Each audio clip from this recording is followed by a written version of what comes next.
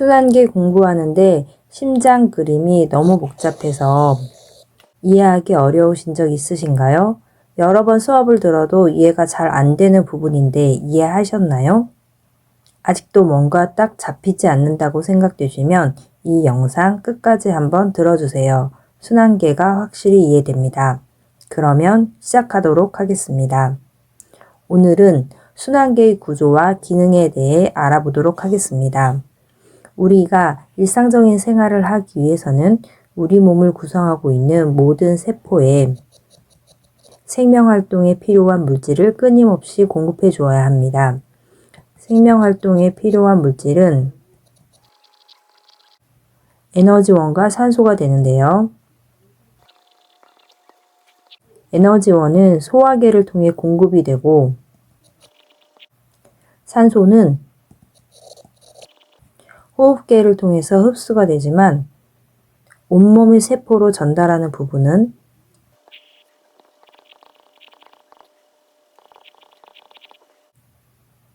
혈액을 통해 순환계가 담당하게 됩니다.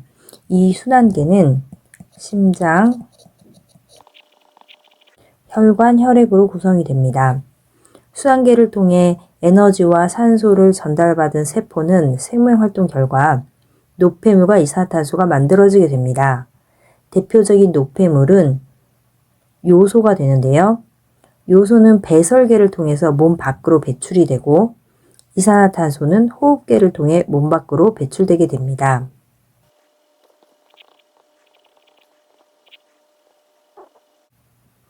그러면 순환계를 구성하고 있는 심장과 혈관, 그리고 혈액에 대해서 순서대로 자세히 알아보도록 하겠습니다. 본인의 심장은 자신의 주먹만한 크기라고 생각하시면 됩니다. 심장은 스스로 끊임없이 수축과 이완을 하는 두근두근 박동을 하고 있습니다. 이 심장 박동을 혈액을 온몸으로 순환시켜야 하기 때문에 그 힘이 엄청나고 심장벽도 근육층이 두껍게 발달해 있습니다. 사람의 심장은 4개의 방으로 구성이 되어 있습니다. 왼쪽과 오른쪽 그리고 위쪽과 아래쪽으로 해서 이름을 붙이는데요. 위쪽은 방, 아래쪽은 실이라고 합니다. 왼쪽과 오른쪽은 누워있는 사람을 기준으로 하기 때문에 우리가 보고 있는 방향과 다르게 우리가 보는 왼쪽, 우리가 보는 오른쪽, 누워있는 사람을 기준으로 한다면 우리가 보는 왼쪽이 오른쪽이 되는 것이고 우리가 보는 오른쪽이 왼쪽이 되는 것입니다. 그래서 이름이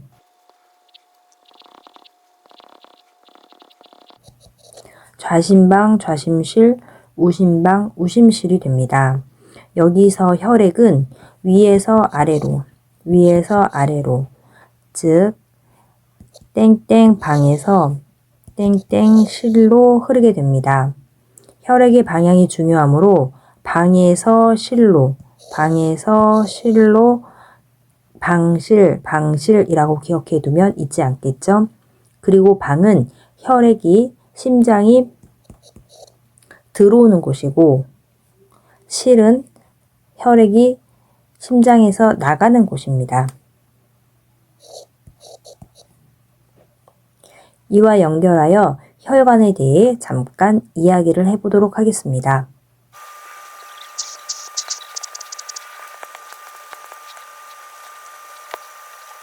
이해를 돕기 위해 과장해서 심장을 그려보았습니다. 여기에 우리가 배운 대로 이름을 붙여보면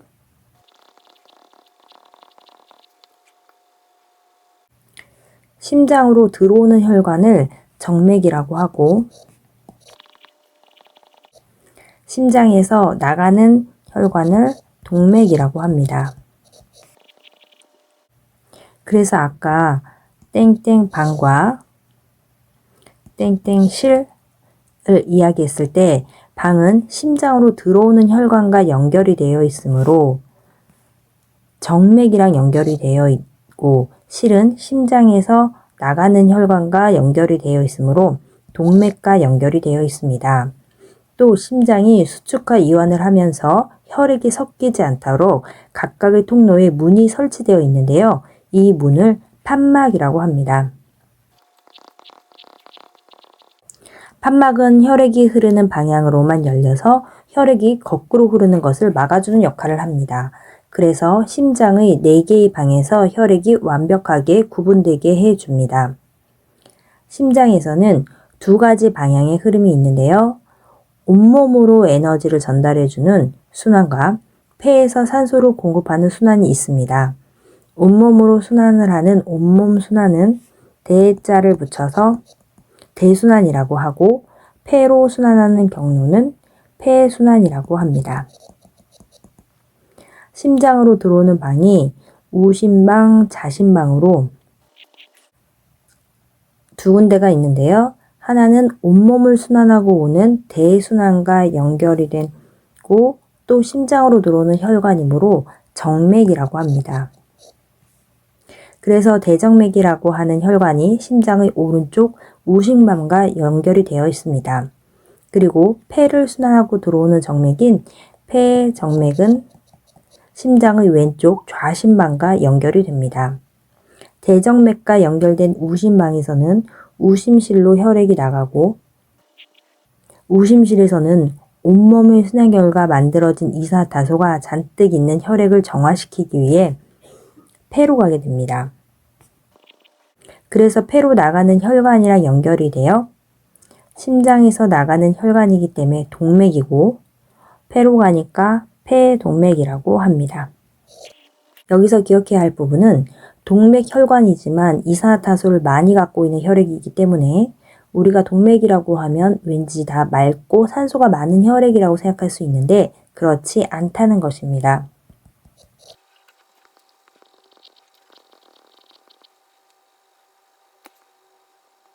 혈관에 대해 알아보도록 하겠습니다. 혈관은 3가지 종류가 있는데요. 동맥, 정맥, 모세혈관입니다. 동맥은 심장에서 나가는 혈액이 흐르는 혈관이고 높은 혈압을 견뎌야 하기 때문에 두껍고 탄력이 큽니다. 정맥은 심장으로 들어가는 혈액이 흐르는 혈관입니다. 동맥보다 혈관벽이 얇고 탄력이 약합니다. 또한 심장으로 들어가는 방향이라 지구 중력과 반대 방향으로 흐르기 때문에 혈액이 거꾸로 흐를 수 있어 이를 막아주는 판막이 곳곳에 존재합니다. 정맥은 혈압이 가장 낮은 특징이 있습니다. 모세혈관은 온몸에 퍼져 있는 실과 같이 얇은 혈관을 말합니다. 모세혈관은 혈관벽이 하나의 세포층으로 되어 있어 물질 교환이 잘 일어날 수 있는 구조로 되어 있습니다. 모세혈관에서는 혈액 속의 산소와 영양소가 조직세포로 이동하고 조직세포에서 발생한 이산화탄소 노폐물이 혈액으로 이동하게 됩니다. 모세혈관에서는 이렇게 물질의 교환이 이루어져야 하기 때문에 혈액이 흐르는 속도가 가장 느린 혈관입니다.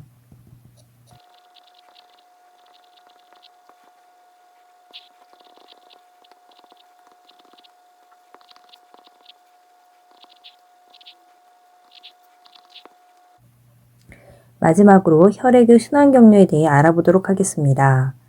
먼저 혈액을 살펴보겠습니다. 혈액은 혈장과 혈구로 이루어져 있습니다. 혈장은 혈액을 이루는 액체 성분으로 영양소, 이산화탄소, 노폐물, 여러 가지 단백질을 운반하는 역할을 합니다. 혈구는 적혈구와 혈소판, 백혈구로 구분합니다. 적혈구는 가운데가 오목한 원반 모양으로 헤모글로빈이 있어서 붉은색을 띠고 이 헤모글로빈으로 인해 우리의 혈액이 붉은색인 것입니다. 적혈구의 핵심적인 기능은 산소의 운반입니다. 백혈구의 핵심적인 기능은 식균 작용으로 체내에 침입한 병원체를 제거하는 역할이며 혈소판은 상처가 났을 때 혈액을 응고시키는 일을 합니다. 혈소판이 부족한 경우 상처가 나면 혈액이 응고되지 않고 계속 출혈이 일어나므로 위험하게 됩니다. 혈액이 순환 경로는 크게 두 가지가 있다고 했는데요. 온몸을 순환하는 경로는 온몸 순환, 폐를 순환하는 경로는 폐순환이라고 합니다. 온몸 순환은 심장의 좌심방에서 시작이 됩니다.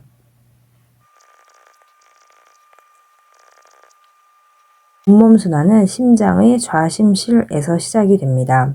온몸으로 나가기 때문에 대자를 붙이고 심장에서 나가는 혈액이므로 동맥을 붙여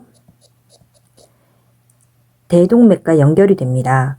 대동맥은 온몸의 모세혈관과 연결이 되어 온몸의 조직세포와 물질 교환이 일어납니다.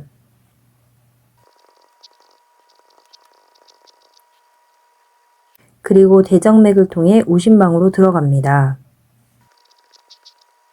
그러면 우심방에서는 우심실로 내려가 폐정맥을 통해 폐로 가고 폐에 있는 모세혈관, 기체교환이 일어나 산소를 듬뿍 담은 동맥혈은 폐정맥을 통해 좌심방으로 들어갑니다.